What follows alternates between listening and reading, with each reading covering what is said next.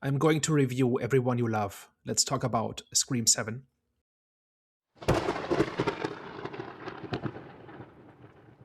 Hello, everyone. Welcome back. We are back, the Eye of the Storm podcast. So, today we are going to be discussing or debating Scream 7. But before we get into that, you already know what time it is.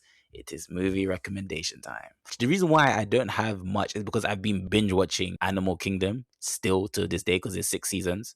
And now I'm on season 5. So, I've literally just been binge watching that. I haven't been watching anything else. I know I did recommend that last time, but I will highly recommend that this time, guys. Like, I'm nearly finished, so you have to just watch Animal Kingdom, please. That's the guy who moves in with his grandparents and they turn out to be mobsters or something like that. Yeah, his grandma, and they're like pretty much mobsters. But it's like, I don't know where it's located. I think it's somewhere in America, but it's like the scenery is like obviously where they're located is like by beaches and stuff. So I don't know the exact location. So I think what makes it cool is like not in the city, is like those suburbs type of towns that they're in. So that what makes it a bit like just different from the rest, as well as obviously the actual character storylines and plots and etc etc. But yeah, it is a fun watch, very interesting, and there's a lot of like trauma and just my language just messed up. I was gonna say effed up shit, but yes, a lot of effed up shit that is happening amongst the family. So And it holds up throughout the entire show. So if yeah, you're in season 5, you know what it does from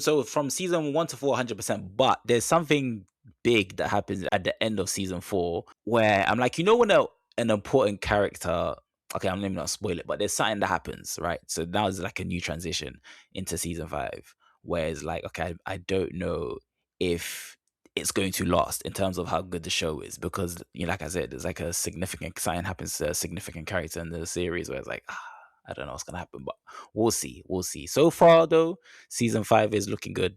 I think I've seen the first 2 episodes so far, so it is looking good. I would actually recommend you to watch the first episode at least, Daniel, and then see. Maybe it might be for you. If you don't like the first episode, I would not tell you to continue on watching, because, like I said, there's 6 seasons and it is pretty long. So I don't want you investing your time into something that you won't like, you might not like. yeah, I might check it out. But if a show can stay good for several seasons, going into at least 5 seasons, that's already above average, right? Because so many shows have a really strong opening, and within a few episodes, they run out of premise and out of plot, and then kind of just spin their wheels for however many seasons it took them to get canceled. So if it stays good for at least 5 seasons, that's already a good sign. All right, so I've been rewatching Scrubs this week.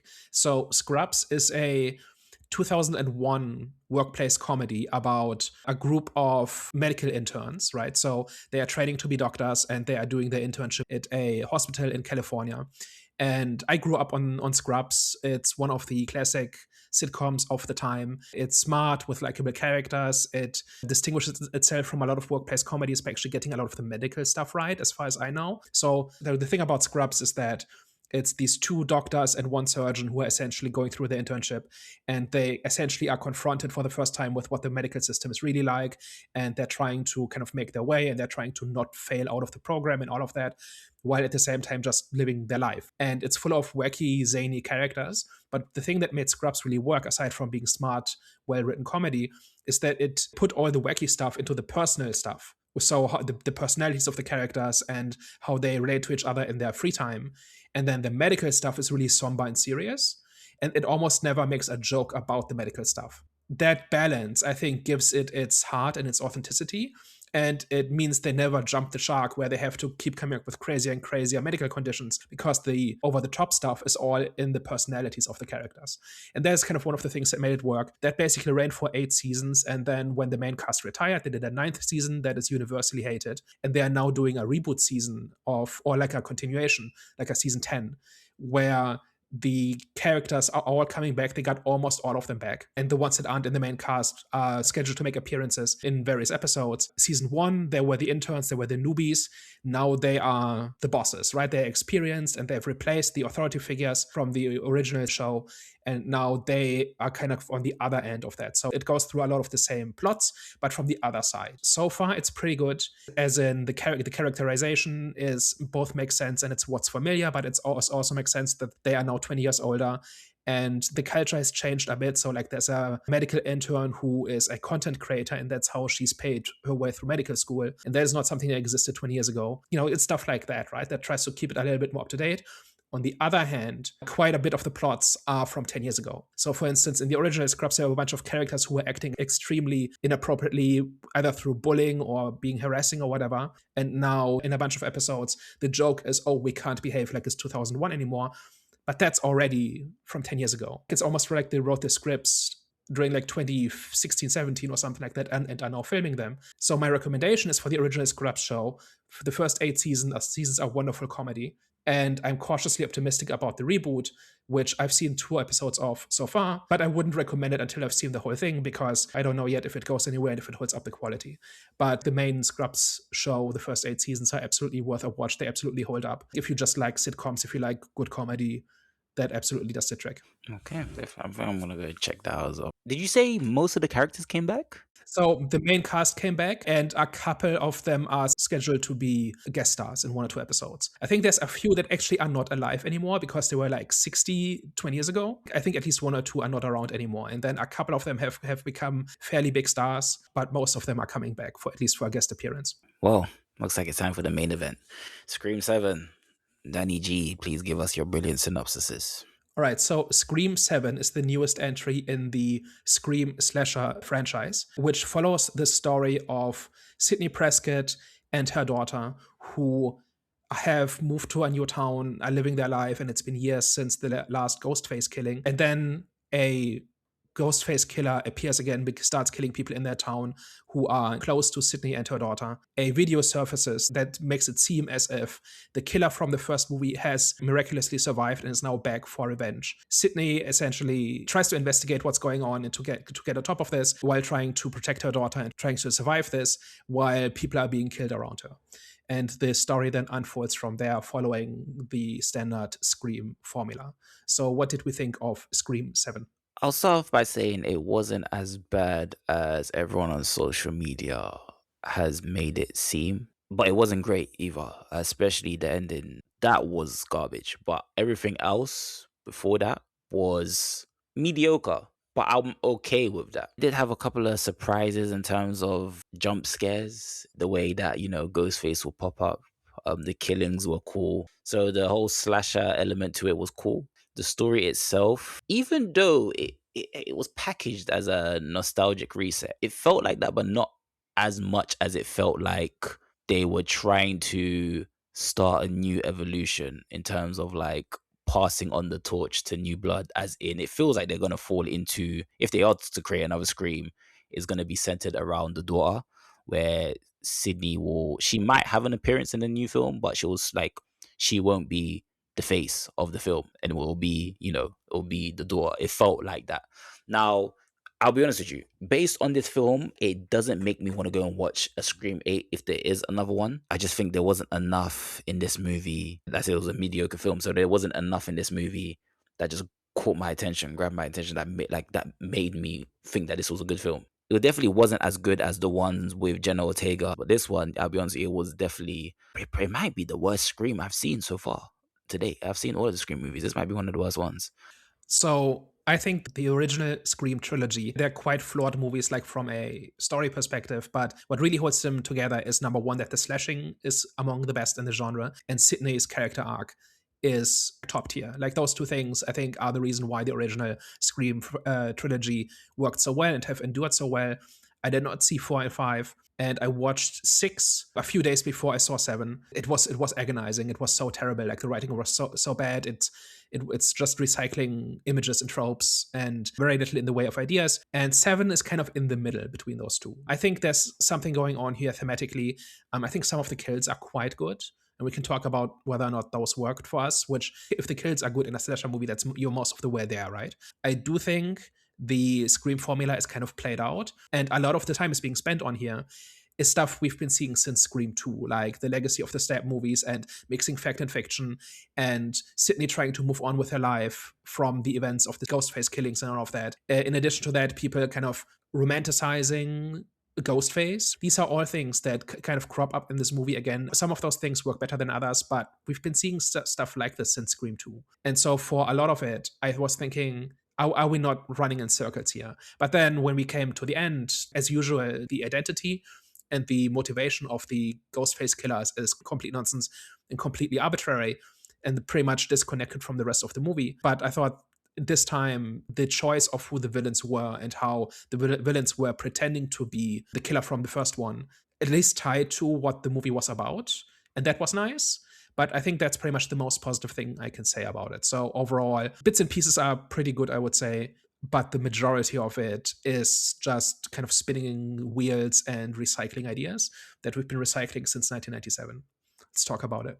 Not to start this off with a debate, but the ending, I understand where you're coming from, but I just didn't think their motivation was strong enough for them to warrant them to be Ghostface. As an idea, I think it's interesting and it's good. The thing that has been bothering me about Scream movies since the first one is that you have a whole bunch of killings and Sidney being scared and trying to survive. And then there's a showdown with Ghostface, and then the Ghostface identity is revealed. And then we get some exposition about their motive. But there's very little in the way of foreshadowing and establishing motivations. And there's very little where you can, if you rewatch it, like in any of the Scream movies that I've seen, where you can see it coming, right? There's a whole bunch of red herrings, there's a whole bunch of misdirection. It kind of sort of makes sense, like it doesn't outright contradict itself, but that's as good as it gets, right? Like, and that started in the first Scream, and it's basically been going like this the entire time. And the worst one was Scream 3, where in the last 10 minutes we revealed that Sidney has a half brother who is never mentioned again, as far as I know.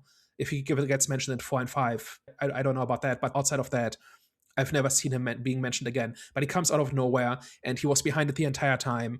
And it's supposed to be profound that they're siblings and all of that, right? So that's like the height of the nonsense. But even all the others are kind of like it's generally not foreshadowed in the way characters behave. And here I had the same thing with Jessica, who escaped an abusive relationship, like an abusive marriage, because she was inspired by Sidney's story, ended up killing her husband, and then sought out Sidney so that she could befriend her hero.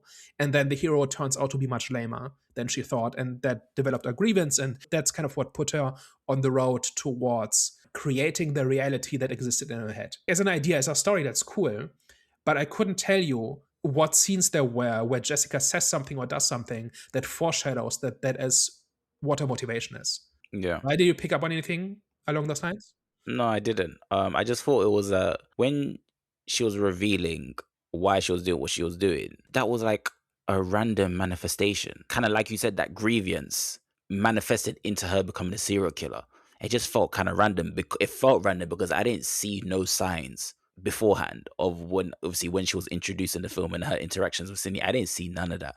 I think there was one talk that they had in the calf, and it was something to do with Sidney's daughter, and then she gave her like a motivational speech about kids and daughters, and I forgot what she said, but that's the only conversation I can think of where it might have had some sort of significance, is the right word, but some sort of relation to her being Ghostface. But I don't think it did, because there was no other interactions with Jessica besides. I think Jessica had an interaction with, what's her name, the reporter? Gail.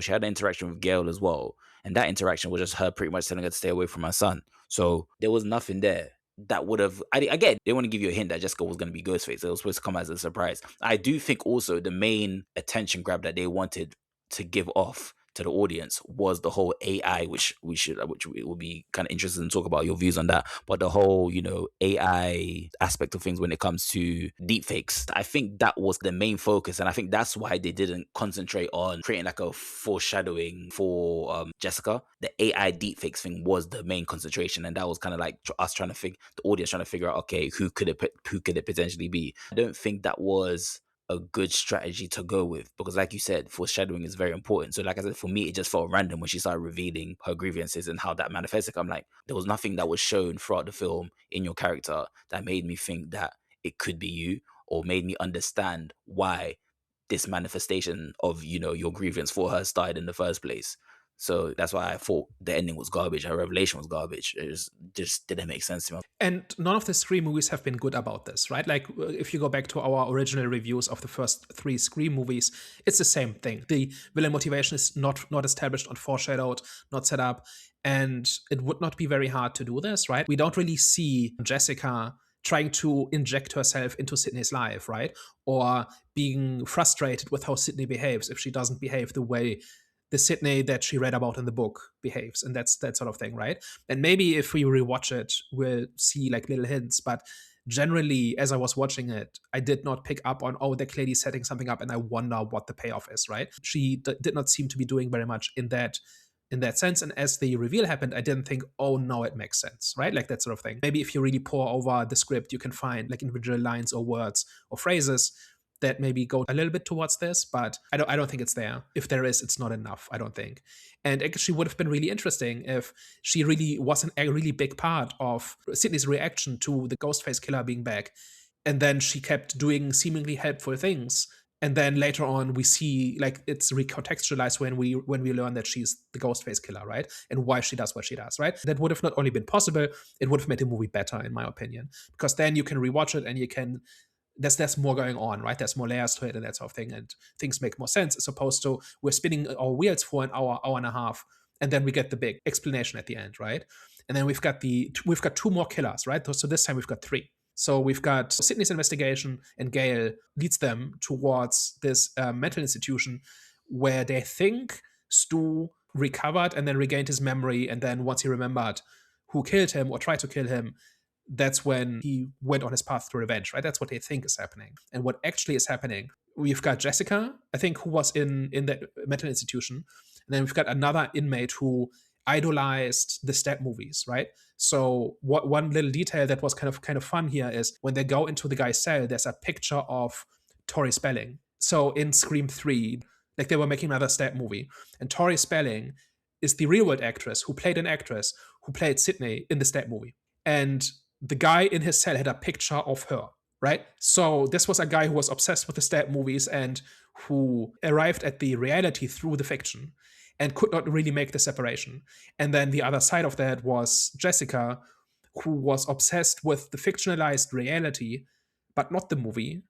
And those two basically had a common grievance, which is the reality does not meet up to their expectations, which comes from fiction. And then we've got the guard, and honestly, I'm forgetting a little bit now what his motivation is, but he's kind of the third guy, right? I think he was a big fan of the Stab movies or something, but those three were basically in one room, and they enabled each other's delusions and grievances and whatever issues they were having. And they concocted this plan to create the reality that they wanted to exist based on the fiction that is based on the real Woodsboro killings.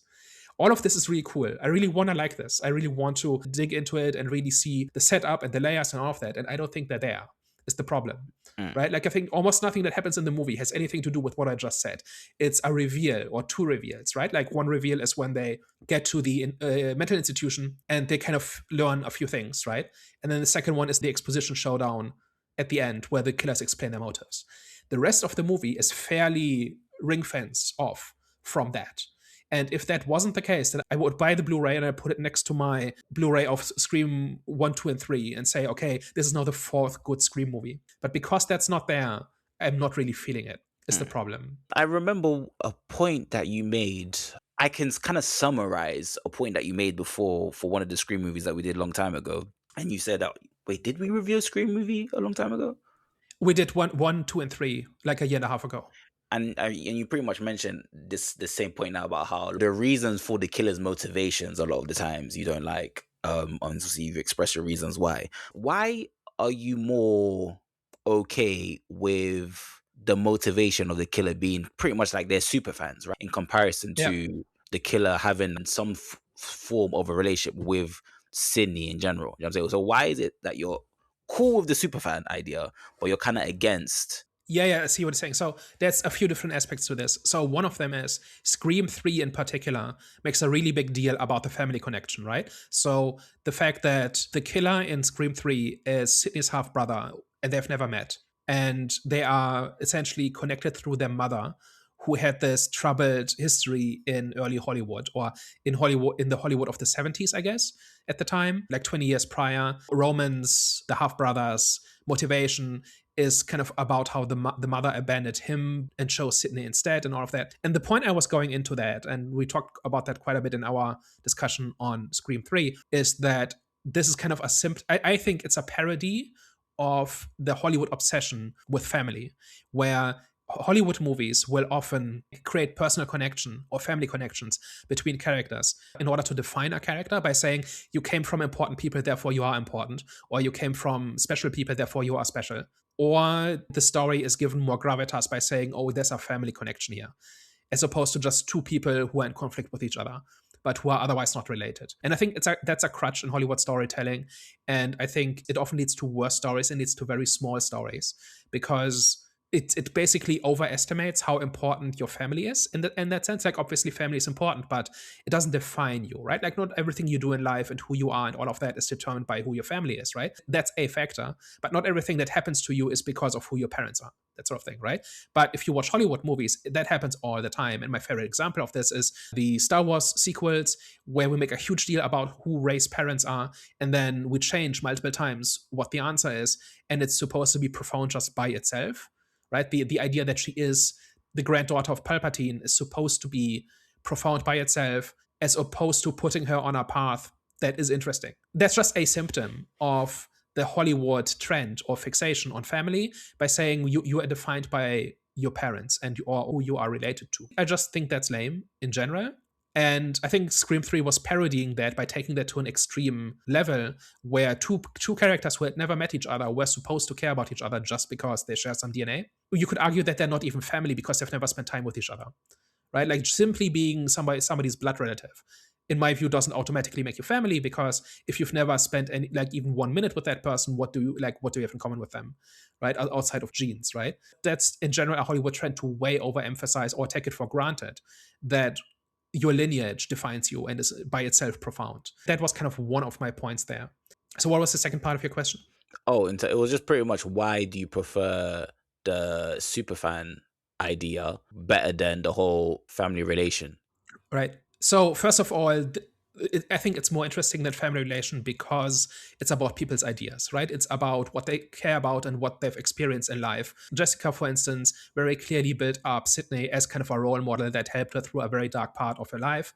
Then when she encounters the real Sidney, it's a disappointment and she can't handle it, right? So it speaks more to who that person is and her experiences and life experience. And in addition to that, the idea of fact and fiction have been in the franchise from the beginning, right? In the first one, we had the reporters who are kind of creating the reality that they report about, right? Or they at least shape it, right? Like, Gale has been messing with Sidney since the first movie. By the second movie, we have the Stab movies, which are turning the suffering of Sidney and others into entertainment.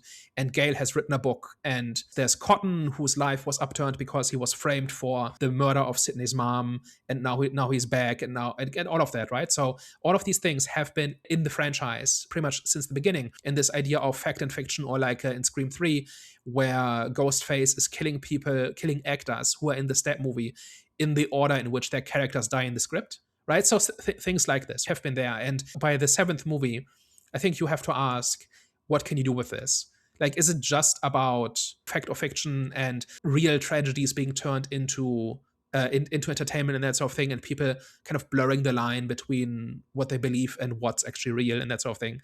And I think actually it goes to interesting places in a few spots here in this, right? So like, the obvious one is the AI deepfakes, right? The first time Stu appeared on camera, I rolled my eyes and saying, oh no, like the original villain is coming back through unexplained ways. Isn't that lame, right? Like, I actually rolled my eyes at this. I was ready to write off the movie at that point because I fully expected that to be real, because that's just what a movie like this would do. This is like somehow Stu returned, right? Like, this is very much that kind of thing. And then he turns out to be a deepfake, and that means that anybody could be it, right? Like, one of the things we mentioned in our Scream 3 review is that in Scream 3, Ghostface has this magic voice changer that can turn his voice into anybody, even when it doesn't make sense, right? And we said at the time, at that point, AI was just becoming a thing in terms of, being in our lives. And we said something like, this would make sense now if you did this now, because now, like, text to speech and that sort of thing, you can clone somebody's voice, and it sounds pretty much 99% real. Like, you have to be really savvy to tell that an AI voice is not a real person, that sort of thing. And now we have like a Scream movie where that is actually the case, where anybody could be the killer, because having video of the killer doesn't mean anything. It doesn't mean it's real, right? And that is something that is actually the case, right? Like, where nothing you see on video is guaranteed to be real, because you can create photorealistic stuff within certain limitations, but it's astonishing what generative AI can do. Pulling that into the Scream universe is a good move. And on the one hand, it's a bit of a fake out, right? Like, and literally anybody could be this. And then we've got the boyfriend who is kind of playing around with that, and therefore Tatum suspects him, and he looks really guilty, but he was really just a kid messing around with an AI tool, right? So there's a bunch of stuff there. Then we've got things like this, like Stu's house having been turned into a tourist attraction that is outright exploitative, to the point of having like the chalk outlines of the victims and like little plaques on the wall saying this is the person who died here and this is how they died, and like the entire timeline. And there's somebody with a Ghostface voice changer calling the house once the guests get there, so they get the authentic, Woodsboro killing experience. Like, it's taking it to another level. So there's like a whole bunch of different ways in which this whole fact and fiction thing is kind of seeded into this.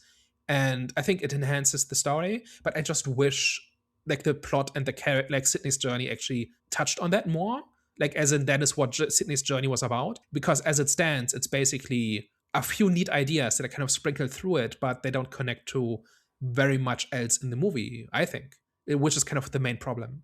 Okay, there's a few things, but what I'm kind of stuck at is your point that you made on Sydney's story.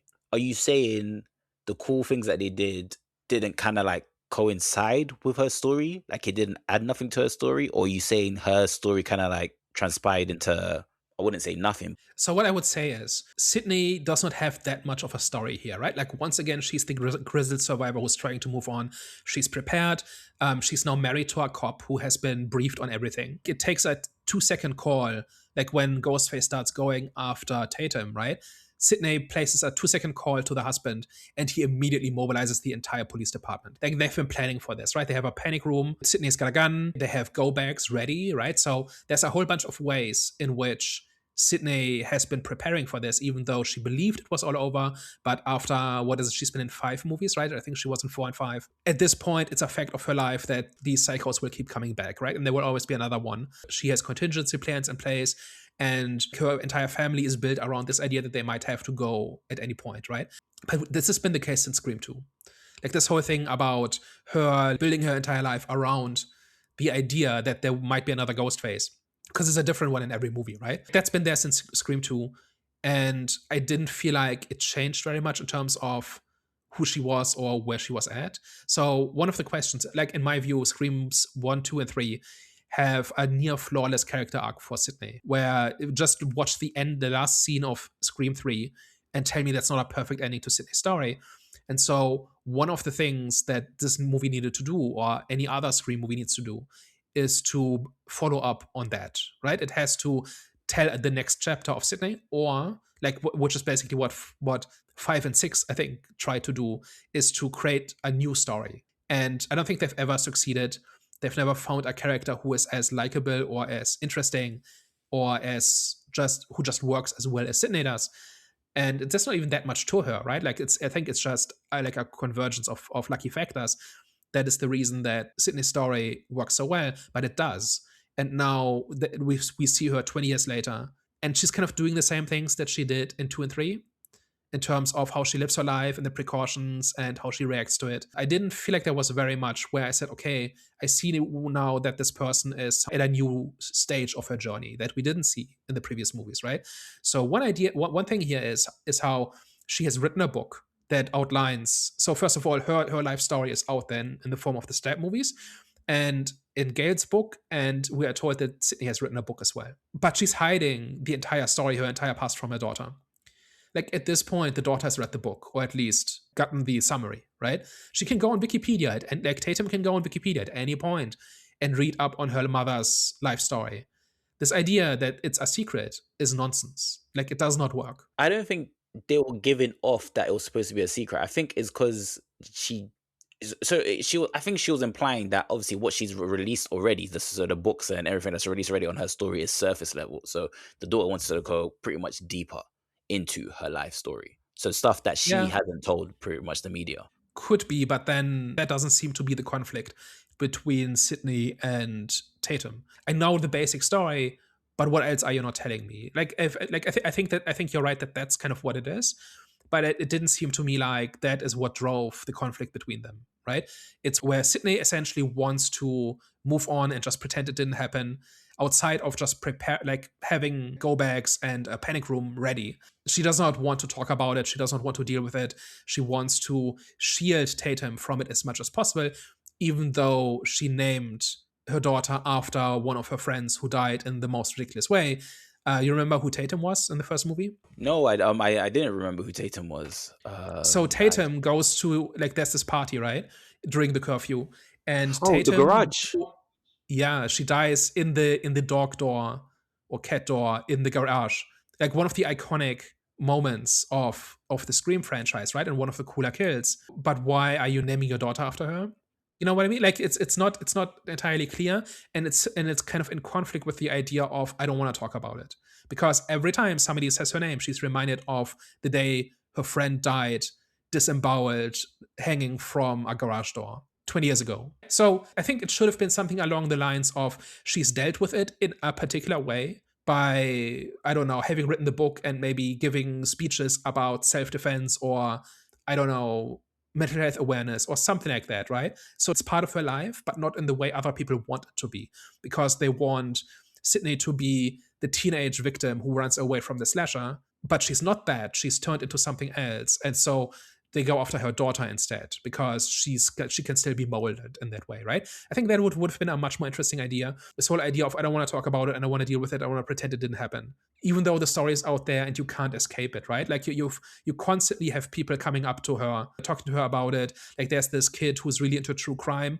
and who's really fascinated with the story, as you would be if your neighbor was an iconic legend like this, right? In the genre. So I don't know, like it feels like that part of it is really underdeveloped. And I think where they're taking Sidney, like I don't think Sidney has an interesting story in this, is kind of my bottom line. They should have taken it to another place, a new place that follows from what came before, but she's now in a different place because it's 20 years later. And the world has not moved on because they're still watching reruns of Stab. And they still go to the Stu Marker's house or whatever it's called, and they want to kind of relive that moment from 1996 because it's cool and iconic and famous, but it's not her life anymore. That is like the thematic space or the story space that should have been explored.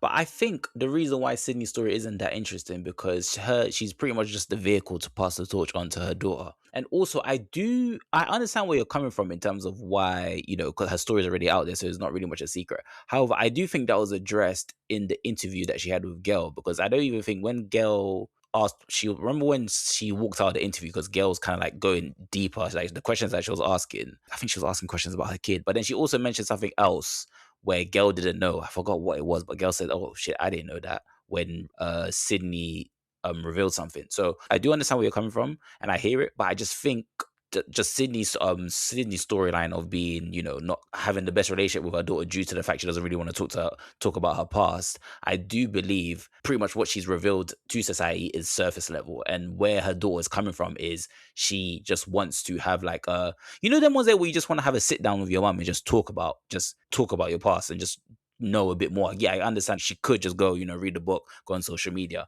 But a lot of the times when it comes to people's biography, like everything's not told. Also, she wants to understand her mum a bit more because remember, her mum is militant. There's been a few times where she does mention that her mum's strict and stuff like that. So I do think that would have, her wanting to know a bit more about her mum would have helped her kind of like understand and just understand why she is the way that she is, even though yes, the information is out there. Because there was a line that she said something along the lines that Ghostface is not coming back, like we're safe now, I don't need to be locked in the house or whatever like that. So I forgot what exactly that she said, but what I'm trying to say is I think she just wanted to have like a sit down with her mother. Do you know what I'm saying? Because like I said, Sydney didn't reveal everything. So for me, I personally understand why they did have that approach, but I think that approach wasn't the main. I don't think this movie had an intention to evolve Sydney's storyline or to continue Sydney's storyline. I just think they used that whole Sydney not wanting to talk about her past causing trauma as, just a reason for her character to be relevant in the movie. But her true purpose of her character was pretty much to pass the torch onto her daughter. I agree with a lot of what you're saying in terms of that's what's probably going on. I just wish that had been the story. Because a lot of the time, they just hate each other, right? They just cannot deal with each other. And a lot of what you're describing, I think would be a really interesting story that just wasn't in this movie, is just what I'm saying. Yeah. And I do have it. Like, I don't want to go back to the revelation of the killer and her motivations. I don't want to go back to that. But I do think the issue with, like, the main thing that we can agree on is the execution of the idea. Another main issue that I had with the killer's motivation. Superfan ideas are cool. That's one. Let me just state that firstly. It is a cool idea, and I do agree. They tried something against the norm, which is like, okay, that was actually a good point that you mentioned. I was like, okay, I can now see her revelation in a better light in comparison to how I viewed it before. However, it's just, I think the execution of that idea for me was affected when she killed her son. Because usually, a lot of the times when you're in an abusive relationship, a lot of the times you're doing it for yourself. When you're escaping, you're doing it for You yourself. mean husband? When Jessica killed her husband. But she killed her son too. Yeah. So when that happened, that's when it kind of got into. I understand it is unrealistic, like the whole slasher movie genre. Of course, it's unrealistic. However, for me, that's when it got a bit too, like, it got a bit stupid, and that's when I kind of like clocked out in her motivations. Because when she killed her son, she could have used her son's existence as more of a justification for her obsession of Sidney. Because she could have said something like on the lines of, "Oh, the day that I killed my son was not only to protect me, but to protect my son as well." That adds more of an emotional connection and more of a justification to why, you love Sidney, because she gave you the motivation to actually fight back against your husband. And the reason why you want to fight back against your husband is to protect yourself and to protect your son. And the reason why she killed her son as well was pretty stupid as well. But then when you ended up killing your son, that's when I was like, okay, this now, I understand, you've built grievance for Sydney not being the person that you thought she was, but now it's just getting that this is just is an exaggeration. So the main point I'm just trying to make is the execution of ideas for me personally, it just fell short. Yeah. And like the whole thing just makes me think like the reason Neve Campbell is in this because people like her and people like Sidney. And there was this scandal about how the studio didn't offer her enough money for 6. And this time they did. They probably just gave her just like 2 wheelbarrows full of money instead of 1. Right? It's kind of my suspicion. I just don't know that there's like a vision here of, okay, this is where Sidney's journey goes next, or that we set up Tatum as the next generation. Like, I don't think either of those really works, and that's kind of the main problem I have with this. Because what is interesting about Tatum exactly? Her story could be so many things, right? But ultimately, she's kind of this teenage girl who doesn't quite understand her mom's like outlook, and she doesn't take it as seriously because to her it's a bunch of stories, right? As opposed to something that she's actually lived through. But then, like as a personality, she's not that interesting, or like her journey is not all that interesting. Which Sidney wasn't exactly in the first movie, but I'm just not sure where they can really take this. Yeah, I get it, because the daughter's got nothing to fall back on. Because if hers, like you said, her story is she's not really that interested in her character, so it's like, okay, cool. She may not be that interested in her character, but her mum is. But her, like you said, her mum story hasn't evolved to anything. So what now can they fall back on if the main character, well, not in this movie, but I'm assuming if there was another movie, she would be the main character in that. So the main character's story in this film wasn't interesting, and Sydney's character in this film didn't evolve to nothing. So, like, what is the selling point for the new film? Because how did this film do, by the way? So far, 1 week in, it's made 100 million. It's approaching profitability. Okay, well, it looks like there's going to be another one. Yeah. What's the line from Deadpool? You're gonna do this until you're 80? Something like that, or 90, right? Neve Campbell is gonna do this, like, she's in her 50s now, she's gonna do this for another 40 years. Yeah. Right? She is the franchise, right? Like, there's very little else. Like, her and the Ghostface mask are the iconic things that people like. And none of the other characters that they tried to get off the ground really worked. None of the other storylines really worked. This is the 4th movie where they're trying, right? Or they tried for 3 movies, put it another way. And here they just said, screw it, we're just doing Sidney again. I don't know what 4 and 5 were like, if those were Sidney's story or if she appeared in them. But this is one where, oh, we're just going to pretend this is Scream 4. That's what it seems to be. And the only reason this is happening is because they gave Neve Campbell enough money, right? I do not believe that there's a creative vision behind this. And again, like, there's enough in here that makes this one of the more interesting Scream movies in terms of if you just make a list of all the stuff that's in here. But just as a story, it's not doing very much with that because it's all dumped in the last 15 minutes, right? With not a whole lot to connect the different pieces. Even things like Lucas, Jessica's son, being this massive true crime nerd. It's not even clear that this is because of what he went through. Like, he would have been a child when Jessica killed her husband, right? Is that why he's into true crime? Is that why he's so fascinated with the Woodsboro killings? And how does that relate to him actually knowing Sidney and Tatum? Like, it's mentioned a whole bunch of times, right? Just mentioning it is not enough. It has to actually inform character choices and behavior. And I think that is ultimately what's missing here. But I think that is why this movie happened, and that's why Scream 8, 9, and 10 will happen. As long as they keep making money, they will have Sidney run away from a guy in a Ghostface mask for 2 hours, and then there's a big monologue at the end about how it's personal this time. That's kind of the part that made the whole thing feel a little bit hollow. The entire thing felt like you're drawing Scream stuff from a hat, right? Like even this whole thing about this vacation home, right? Where about Stu's home, which is being turned into a bed and breakfast that is capitalizing on this stuff, right? You know what I mean? Like, what does that have to do with anything? And ultimately, that is what makes this whole thing not very interesting. There's too much of it to just be window dressing, but there's not enough of it to actually carry the movie, in my opinion. And that is kind of what made me kind of bored for much of it. I honestly, like, after the first 2 kills or so, I was kind of twiddling my thumbs in the theater waiting for the big exposition, because that's when it would all be explained. And like everything in the movie, like we can nitpick this thing to death if any of this makes sense, right? And I think a lot of it doesn't. But we know how this is going to end, right? It's going to be a big showdown between Sidney and the Ghostface killers, and they're going to explain their motive. It's going to make some amount of sense, but it's not going to be connected to the rest of the movie. And then she kills them, and then they walk away. I don't know. Like I wish there would have been more here, where Tatum was more of a mirror of Sidney in some way, where they go through similar things but react to them differently in a way that is established by their personalities, where their personalities explain why they're similar when they're similar, and why they're different when they're different. And all of that, I think, is not quite there, because it's not the point. I think they did try and attempt it, but it just, like I said, they didn't execute it too well. Because I think they even tried to address that when Ghostface went after her into the shop, and then there was a line that the daughter said to Sydney, where she said, "I'm not like you," and then Sydney responded and Yeah. said, "Yes, you are." And obviously, throughout the movie, she kept on, wanting her mom to.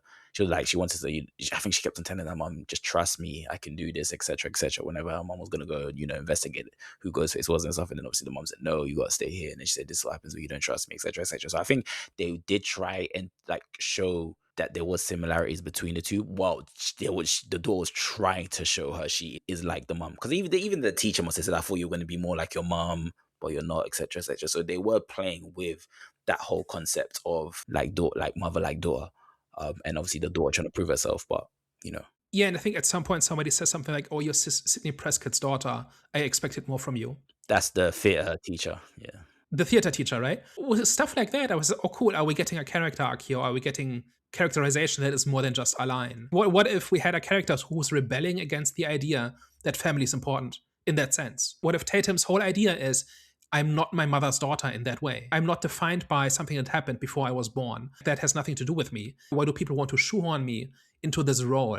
You know what I mean? Like, that would have been really interesting, and would have actually gone against the Hollywood cliche of you are defined by your lineage, right? She's like a teenage rebel in some ways, right? And that she doesn't want to do what her mother wants her to do, and that sort of thing.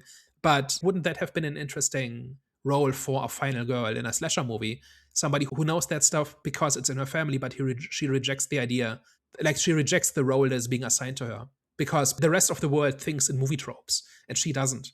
Or she refuses to live her life according to other people's expectations. If you disagree with this analysis, right, you can go through the script and you can find lines that disprove what I just said, right? That where she says something to Sidney that kind of goes in that direction, right? Or to somebody else. But I'm just saying it's not baked into the character's characterization and her arc and her behavior throughout the movie. And it's not the point of the movie. And I wish it was. Didn't they do that idea with Jenna Ortega's Scream and her sisters? I don't think that's in 6. I think if it's in 5, I didn't see it. Because I think it was revealed that I think it was their dad was Ghostface killer, and then she was trying to reject that she was a serial killer herself, and then it built up to her stabbing the Ghostface like crazy amount of times, like an actual Ghostface killer. So I think they have done that idea before. If that's in 5, I haven't seen it, but I think this is slightly different, because you are Sidney Prescott's daughter is such a powerful line in that context. I think that's not quite the same thing as you are related to the killer, right? It sounds to me like what they did in Scream 5, based on what you're saying, it's a rejection of the idea the killer is my relative, and that's important. It seems like that's what that's about. What I'm talking about is I refuse to be defined by my heritage. I see. And live up to the rest of the world's expectations of what I should be like based on what my mother was like. Yeah, okay, I get what you mean. It sounds like those are slightly different things. Yeah. But especially like if the main character is the daughter of Sidney Prescott, that has like added weight because she's so iconic. And now that I think about it, I actually think Sidney should not have been the main character in this. It should have been Tatum the entire time. And Sidney is like a mentor figure who is framed like a parent in a teen movie, like a little bit overbearing, like, and somebody who is always trying to ruin the fun and that sort of thing, like somebody who you need to avoid. But I think if you're going to take this somewhere interesting, or if you want to make Tatum the main character, I think that would be one way to do it, it seems to me. You know what? I wouldn't be surprised if they got the balls to actually kill off Sydney's character, where she actually does end up getting killed by Ghostface, and then that triggers something in Tatum where it leads to like a revolution, or whatever, to the whole Scream franchise. Because that could be the kind of kick that the franchise needs. Maybe. Even with shit ideas, they're still going to continue the franchise because people clearly love Scream movies. But in terms of giving it that spice, the extra kick to actually make these stories actually good stories, I think kind of building up to Sydney's death could be something. It could be a good story, definitely, and they will never do it because Sidney is the only thing that's keeping this franchise alive. Like, people are coming back for Sidney in this. Yeah, and it is risky because it's kind of similar to like the whole Star Wars argument that you say, is that no one wants to kind of like they don't want to create like a new version of Star Wars because they don't want to be responsible for the death of Star Wars. So it's like, if you were to kill Sydney's character, it could lead to something great, or it could be the downfall of the franchise, and you don't want to be responsible for that. So I was going to say it's actually a little bit different. If you're making a Star Wars sequel, you can only kill Luke Skywalker once. If you screw it up, you don't get a second attempt. Okay. Right? I think, okay, now, yeah, I get that, yeah. Like, the fact that Luke Skywalker died in The Last Jedi means you can never do it again. Yeah. That you can play that card only once. And you can only kill Sidney Prescott once, presumably. Like, this is still a slasher movie and people always come back. But you have to be really careful about how you do that, because if it doesn't land, you've killed your franchise. Yeah. And maybe they will do it in Scream 15 or something like that, when Neve Campbell really is getting too old for this. Like, she can do this for another 10, 15, 20 years, right? Mm. So maybe at some point they will go there. But at that point, Tatum will be 40. It's all a little bit messed up, right? Like, from a story standpoint, they should have done it in this one, or maybe the next one. But they will not do it, because as long as they keep giving Neve Campbell enough money, she will keep coming back for more, and people will show up for that, right? To see Sidney Prescott run away from Ghostface and shoot him in the end. That's why people show up for this. We've been talking about a slasher movie for an hour, and we've not talked about the kills. I actually think this has some really nice kills in this. Any thoughts on that? No, it does. Like I said, that was one of my highlights. I'm trying to think of which one was the best one, because there was one that obviously everyone saw in the trailer. That was pretty cool. Hannah's death is definitely the best one. Like, it's so over the top. And that's the one I was gonna mention that, but I didn't want to be, because I thought everyone else was gonna mention it. So I was trying to think of something else. Was there like another kill that I missed that was good as well? But yeah, you're right. The Hannah's one was definitely the best one. Like, I think this is definitely the standout. I think there's other good ones too, but Hannah dying in this harness and being helpless, right? Because she can't unhook herself, and she swings back and forth, and every time she swings back, she gets stabbed another time, and the blood drips from her costume, and then in the end, she's dangling in the spotlight with blood dripping onto the stage. I can show up to a slasher movie and enjoy it if you give me just 3 or 4 of those. I would prefer it if the story and the characters were there as well, but just give me that for 2 hours and I'm there. And that was the one where I said, yeah, like, this is enough to carry a movie like this. Like, not just one in 2 hours, but maybe a few. It's definitely one of the most visually inventive. Like, that one is definitely going to stand out. And I think years from now, when people make YouTube videos about the Scream franchise, they're going to show clips from this, because it definitely stands out. Other kills I liked was the first one in Stu Macher's house, where the Ghostface is hunting these 2 guests. They make a complete joke out of it, including posing with the chalk lines and all of that. And then this whole thing about falling onto the knife. Like, she fights off the Ghostface killer, and he's on the floor, and then she drops from the chandelier, and he turns around and holds up the knife and stabs her. And that entire altercation absolutely works, I think. What else? This whole thing in the wall. Like, I've seen like scenes like this where somebody's trapped in a wall and the knife going through the drywall, narrowly missing them, and that sort of thing. It's not the most unique scene or most distinctive scene ever, but I thought it worked and was a little bit different. Or when Gail Weathers just runs over one of the Ghostface killers with her car. Yeah. It's not bad. Something is happening. Something that's not entirely, like, the problem with a lot of slasher movies, I think, is how predictable they are, where there's a lot of running away, there's a lot of holding your sides because you've been stabbed, but you don't die until the script says so, and the killer will keep getting shot and stabbed, but they will always come back in increasingly implausible ways and all of that. So there's like a lameness to slasher movies in that way. And I think slasher movies need to come up with ways to justify the violence and to make it believable and to have real stakes and real threat in a way that makes you forget who the main characters are. Having a third Ghostface killer in this, I think, did the job because now one is actually dead and he stays dead.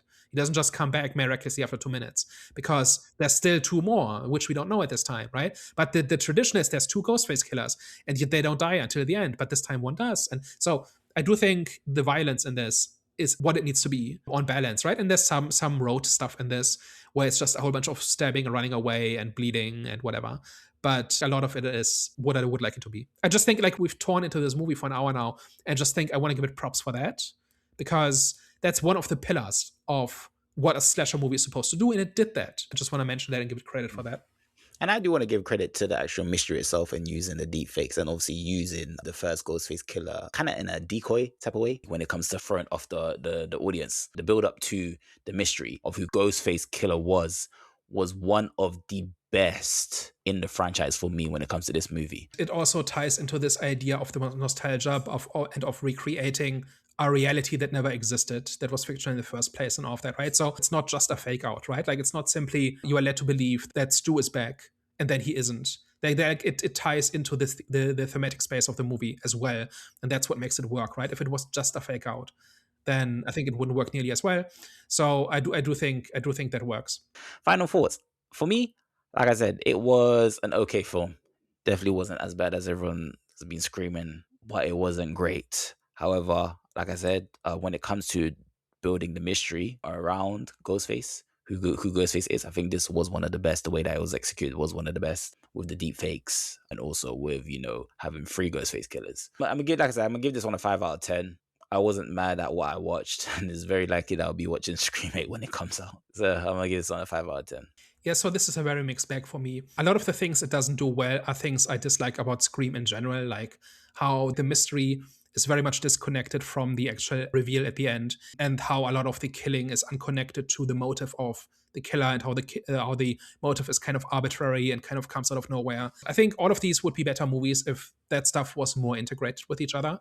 But 7 movies into a franchise, you kind of have to take it for what it is, right? Like it applies the formula and it applies it fairly competently. And I think it's one of the stronger post-original trilogy movies for that reason. And it also takes it thematically to some interesting ideas. It just does not link it all together, and it doesn't really take it to a new place. And I think in a Scream movie, it's not really about the mystery, it's about the violence, and it's about the main character's journey, how they deal with these events and these experiences. And I think the violence is there, the production values are there, the story isn't. And that's kind of my problem with it. My big question in all of this was not just do I enjoy this, but also does this go on the pile of the sequels that are kind of pointless, or does it go on the shelf next to the original trilogy? And it doesn't quite make the cut. And I think the thing that makes me decide that way is the lack of an interesting story for either Sidney or Tatum. And I think we talked about all the different ways in which this could have been achieved based on what this movie is about and what happens in this movie. And that's a little bit of a shame. And I think the franchise would be in a much better place if this was putting it on track to add to that story, like add to Sidney's story or to begin Tatum's story in a way that is on par with what Sidney went through in the first trilogy. And I don't think they quite got there. And that's a shame. So it's a 5 out of 8. Well, guys, thank you very much for tuning into today's semi-discussion. I wouldn't say it was a debate. I think we agreed most of the time. If you've gotten this far, if you like what we do, please tell a friend. And if you hate what we do, please tell an enemy. Thank you very much for tuning into today's discussion. We will catch you next time. Au revoir. Bye-bye.